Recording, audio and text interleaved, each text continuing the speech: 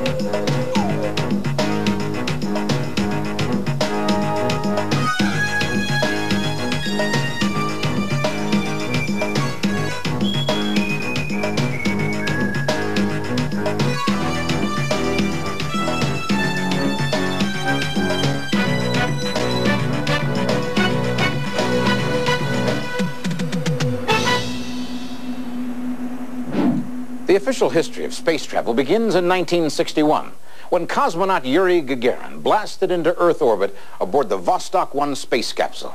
Soon after, Alan Shepard flew an American Mercury capsule into space, and the so-called space race officially began. 35 years ago, U.S. President John F. Kennedy encouraged the American space effort to set its sight on a seemingly impossible goal. we choose to go to the moon.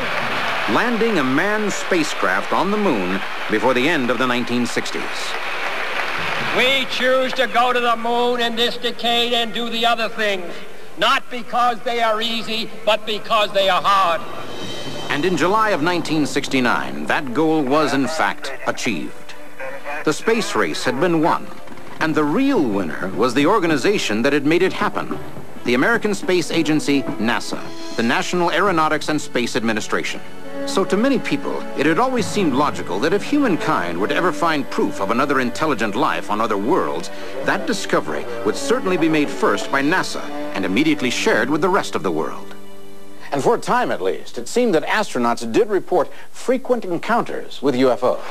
In fact, astronauts have apparently been reporting UFO sightings from the very beginning of manned spaceflight. The first Russian in space, Yuri Gagarin, came back and said, I know these things are real, they exist, they have incredible capabilities. I'll talk more about it if given the permission to do so. To my knowledge, he wasn't given permission to do so. And some of the Americans who later became astronauts have reported UFO sightings during their days of testing experimental planes. Beginning in the early 60s with the testing of the X-15 rocket-powered jet, there were some of the pilots in that program that came forward and said that part of their mission was to detect UFOs. It almost appears as if there was a window where the people that worked for NASA were able to talk more freely about the UFO subject, and today that doesn't appear to be the case. And according to many sources, one of those astronauts who reported seeing UFOs during those early days was space pioneer Gordon Cooper, both in his test pilot days and as a Mercury and Gemini astronaut. And he apparently worked hard to make sure his story was heard and believed. We're cruising at altitudes higher than any other living being has ever reached. And if some other living being is somehow managing to fly around on the edge of our atmosphere, well, it's our job to find out about it. Mr. Cooper, what about the lack of oxygen? Gordon Cooper made a statement to the United Nations. He wrote a letter, said, I've seen UFOs. I think they're extraterrestrial, you know, and other people have seen them as well. And then, boom, you didn't hear from him for 15, 20 years about it. Why would Gordon Cooper fall silent about his encounters with UFOs? Was it simply because no one believed his stories? It seems odd that such a well-trained observer and so skilled a pilot as Gordon Cooper could actually report a UFO sighting only to be largely ignored by the agency that had sent him out into space. Why would this brave explorer of the unknown suddenly stop talking about his UFO sightings? Many UFO researchers believe it was because Gordon Cooper and others were ordered to keep quiet, and that those orders came from NASA itself. NASA has even been found in the embarrassing position of ridiculing some of our own astronauts. When some of the guys get back from space and want to talk about what they've seen and what happened on the moon and what occurred while they were in orbit, NASA shuts them up, literally threatens them. Supposing for a moment that all of this is true, it would seem NASA first sent astronauts into the upper atmosphere and then into space, where some of those pilots saw and reported encounters with UFOs. Then, suddenly, those astronauts stopped reporting such sighting. I know that when I first started researching UFOs, I wrote to NASA. I got the addresses for every American who'd ever been in space, and I wrote to them. I wrote to all of them, especially underlining parts to those astronauts who had had alleged encounters in space, and I asked them, is it true? Not one single response. Not a letter back to say, you're crazy, leave me alone. No response at all. And I've spoken to people who've been in the space program. The response is, you're not supposed to talk about this stuff. There are numerous reports about alleged encounters in space. The astronauts, to a large degree, will not talk about it. NASA's status in the federal government allows them to enforce their policies with substantial power.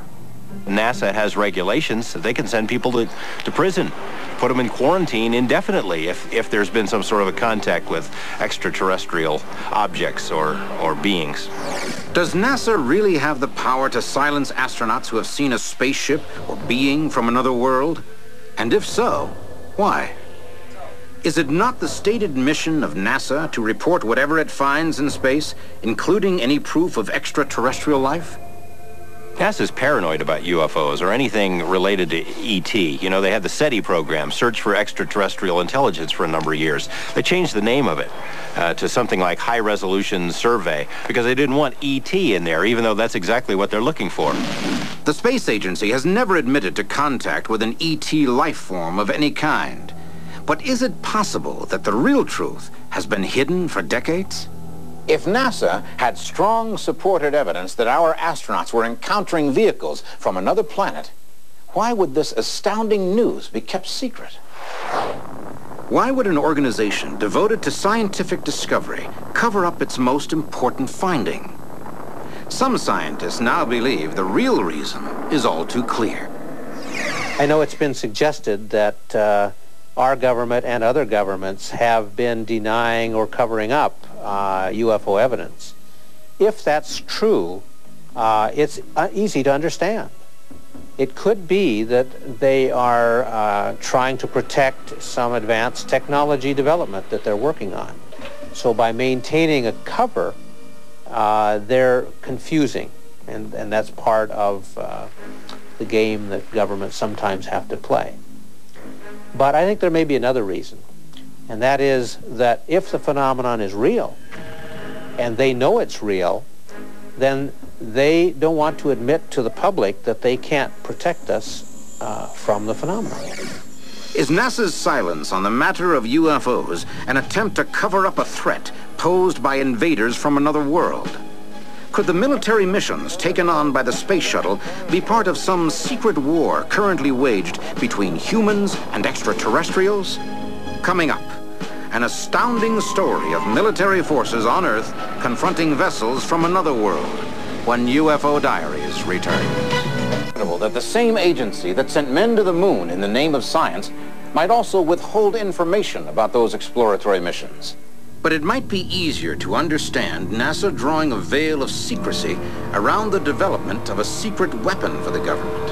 After all, it would not be the first time that the development of a military device has been hidden from the general public.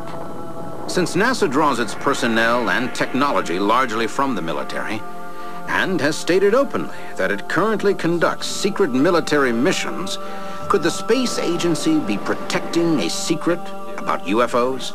A secret that the government armed forces do not want the general public to know? UFO researcher Robert Dean says there is no question that NASA is hiding the very same secret he discovered during his tour of duty in the NATO armed forces. When I arrived in Paris in '63, I was assigned to the Supreme Headquarters Allied Powers in Europe that I learned of a study that had been initiated in 1961. And the simple reason that they established this was that we and the Soviets had almost gone to war with each other at least a half a dozen times. And one of the reasons that we were having problems at that time in Europe was that large numbers of circular metallic objects were flying out of the Soviet sector over the Warsaw Pact areas. These objects would fly at a high altitude, at a high rate of speed. Well, for a time, the Soviets thought that those objects belonged to us. And for a while, we even suspected that they might belong to the Soviets. But after a while, it became very clear to everybody that the technology that had been demonstrated repeatedly was so far beyond anything we and the Soviets had in 1961. So that left a big unanswered question: is who are these people? According to Dean, the government study concluded that UFOs were indeed extraterrestrial vehicles, and that they commanded power so far in excess of our own that they could easily defeat us in any combat. Now, I have a feeling that certain members of our government know more about it than they've ever shared with the people. The lies that have been told to the American people in the last 50 years to keep the lid on this subject, it goes beyond the realm of absurdity. If the highest powers of world government were aware of extraterrestrial visitors in the early 1960s, it does seem logical that our first astronauts would have been somehow prepared for the beings that they might encounter out in space. So, did NASA begin a policy as early as the 1960s denying any reports of UFOs, even if that report came from their own astronauts? According to a growing number of UFO researchers, it's not only astronauts whose reports are being suppressed, but even the findings of unmanned space probes as well. Strange features discovered by the Viking Mars probe have stirred controversy throughout the scientific community. And now, many researchers say NASA has deliberately hidden some of what it knows about these shapes on the Martian surface. Could this be because these structures are proof of a long-extinct civilization on another world? Some people have speculated that NASA is afraid that it'll lose funding if it even so much as hints that it might imagine that there are extraterrestrial artifacts on Mars or elsewhere in the solar system. Many of the Martian features photographed by Viking do seem to be more than simple flukes of nature. But so far, no NASA official has admitted the possibility that these could be artifacts constructed by any kind of intelligent life form. But Stanley McDaniel has performed one of the most exhaustive studies possible on the photographs on the monuments of Mars, and now believes there may be some at NASA who are not telling all they know. NASA scientists have made a series, you might call it a string, of bad arguments and faulty reasoning regarding this topic. And I believe that it deserves a serious look by serious scientists, and there are some scientists who are looking at this seriously, but NASA ignores them. Most of the controversy evolves around this photograph, which appears to show a mile-long sculpture of a human face. NASA officials dismiss the appearance of the face, claiming that other images from the same area showed nothing of the kind. For over 17 years, NASA insisted there was a second photograph in which the face disappears, proving that the facial appearance was merely a trick of light and shadow. Actually, there was no such second photograph in which the face disappears, and NASA has recently admitted that this is the case. Could an agency dedicated to exploring other worlds really have deliberately concealed such a startling discovery? At first, it appeared the world would soon learn the truth when the unmanned space probe Mars Observer approached the red planet for a closer look. But just as it was approaching Mars, the orbiter stopped sending back images, apparently having suddenly malfunctioned. But some UFO researchers say that the orbiter never stopped sending back images, but NASA has, for some reason, prevented the general public from seeing the results. Some even claim that NASA now even routinely monitors the public broadcast of all its space missions, just to keep the general public from seeing things NASA would prefer remain secret. The American people cannot sit down here and watch what's going on. There's a time delay, which will give the guys in the NASA control room time to edit something from the tape. If this is true, then it was a freak accident that allowed some surprising images from the space shuttle to be broadcast on American cable television. That astounding video footage and the terrifying secret these images may conceal when UFO Diaries returns.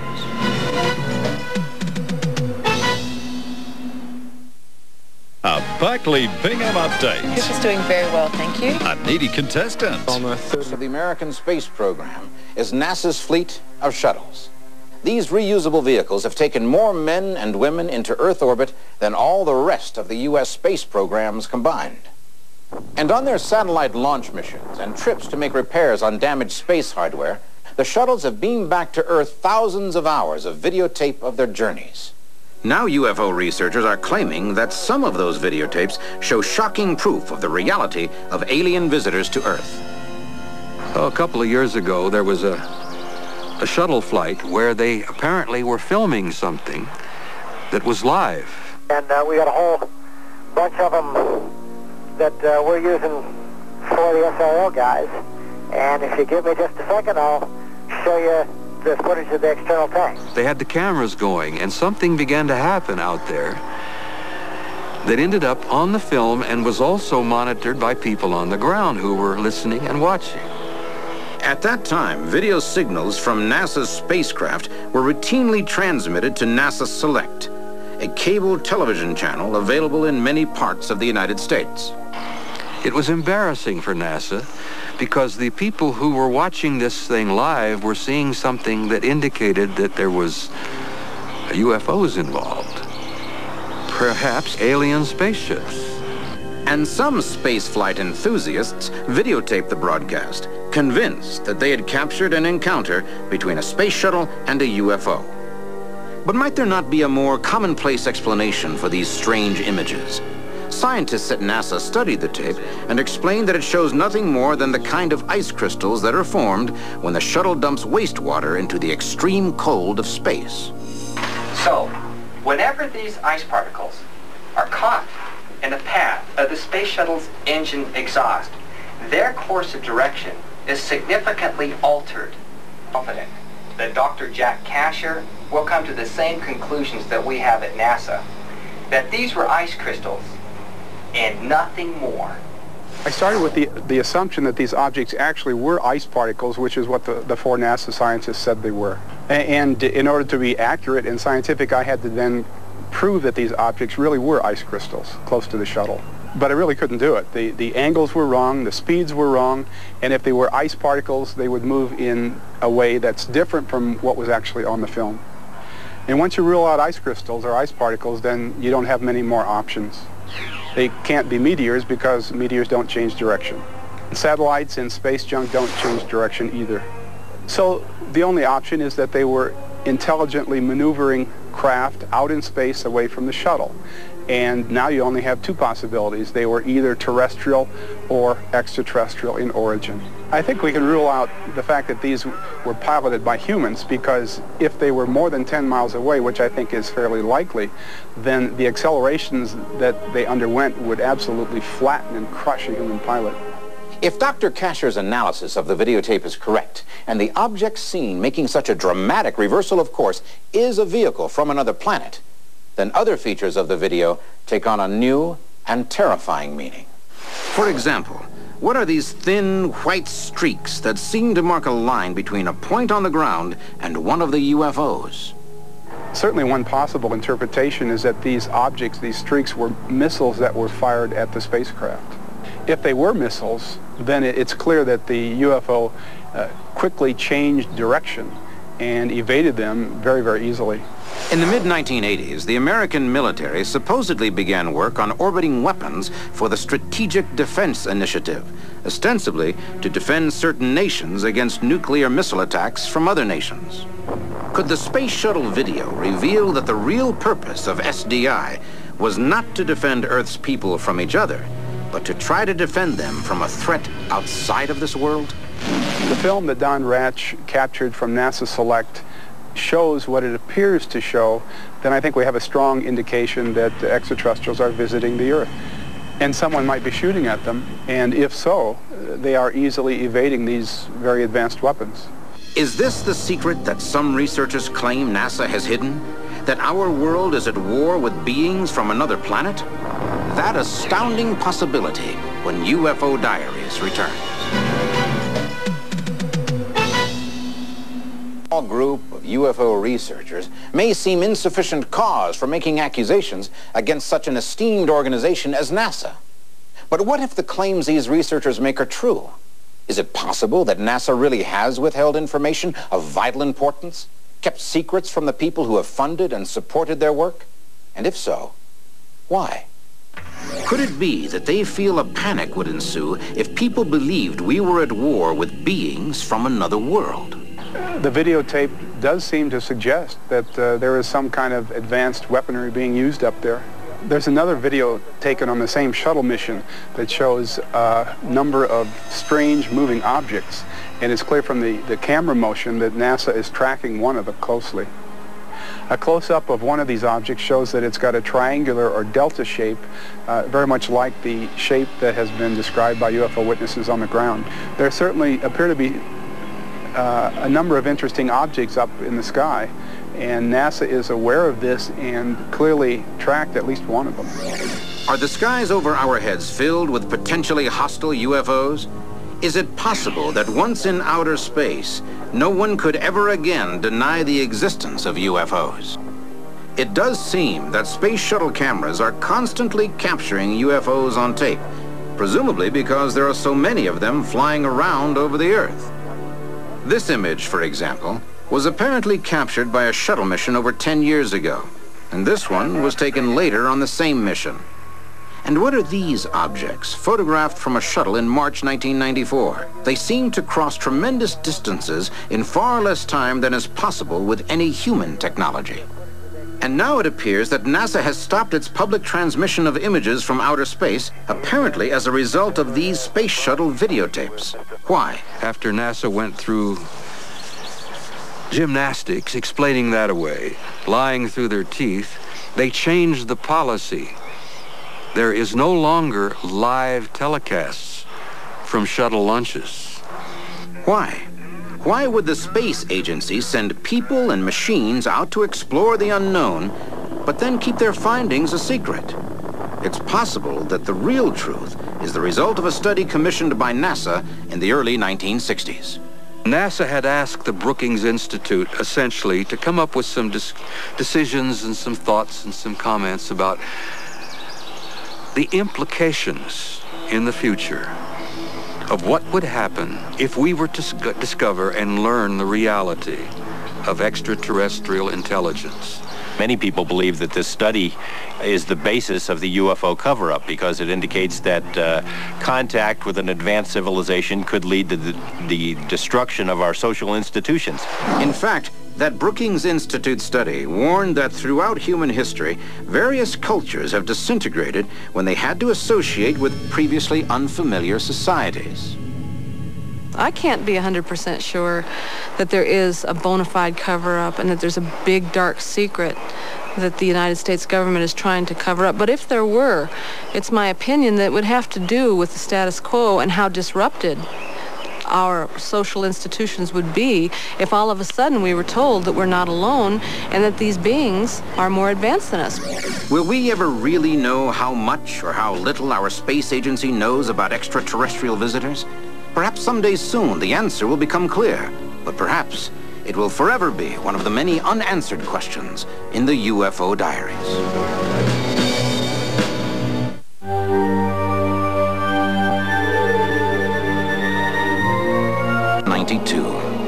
Christopher Columbus and his ships lay becalmed in the Sargasso Sea.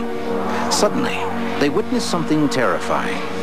Did the ship's log actually record the first sighting of a UFO in the New World? Flight 19 was on a routine flight with an experienced crew. How could they have vanished without a trace? Even today, this area has strange occurrences that are constantly being reported by professional pilots and seamen. Are these mysterious events the work of visitors from outer space? What is the answer to the perplexing riddle of the area now called the Bermuda Triangle? We'll find out in this chapter of the UFO Diaries. In recent years, many people have come to dismiss the so-called mystery of the Bermuda Triangle in the same way they would a superstition or a fairy tale. But given the growing body of evidence that many things are happening there that are beyond our understanding, there seems to be a pressing need to examine the legends and the facts about the Bermuda Triangle. To many, the Bermuda Triangle is nothing more than the nickname given to an area of the mid-Atlantic, roughly cornered by Florida, Puerto Rico, and the island of Bermuda. But is it anything more? Is it in some way different from any other part of our planet's oceans? According to many who study the mysteries of the Bermuda Triangle, since 1945 alone, there have been over 1,000 vanishings of everything from huge naval vessels to private boats, from small planes to commercial airliners. But of course, not only the craft disappear forever, but all the people on board them as well. I think the most spectacular mystery about the Devil's Triangle is probably one of the ones that's more played down than any other, and that's the disappearance of the Navy ship USS Cyclops. This was a 500-foot, 19,000-ton coaling ship. And this took place during World War I. Back then, they had coal ships instead of tankers because most of the ships operated on coal. Well, this ship had over 300 officers and men on it, put to sea from Barbados in the British West Indies, bound for Norfolk, Virginia. It was never seen again. The ship and the 300 officers and men disappeared without a trace. Some claim that violent weather in the region is responsible, that sudden squalls have downed aircraft and sailing ships alike, sending them in moments to the bottom of the sea. Others, however, suggest a far more sinister force is at work. Over the years, I have checked and rechecked almost every theory as to why so many ships, aircraft, have vanished in the Bermuda Triangle without a trace. From the old Spanish Admiralty records that Columbus wrote, we learned that he was the first to record the strange and frightening images in the night sky over what we now call the Sargasso Sea. We can only guess at the nameless dread that must have filled the hearts of the intrepid seamen lost in a strange and frightening world. But from his log and reports, we know that the Columbus expedition encountered the same mysterious phenomenon in the Bermuda Triangle that continues to haunt us, even in the pre-dawn of the 21st century. Columbus also recorded that the island natives, like the Caribs and the Iroquois of Puerto Rico, were long familiar with strange occurrences in this part of the world. Their legends contain many stories of sky gods and green fireboats that could fly in the sky or under the water. I myself have only had one experience on the Devil's Triangle, and that was in the southeastern Bahamas when I saw, or thought I saw, a lighthouse that wasn't there. Aside from that, I have not experienced anything unusual, but I've known people who've seen what they referred to as UFOs, green glows coming out of the sky and crashing into the water and disappearing down into the depths. And they referred to them as UFOs, and I guess that's what they were, UFOs. But as strange as these stories may be, they pale in comparison to the more terrifying aspects of the Bermuda Triangle.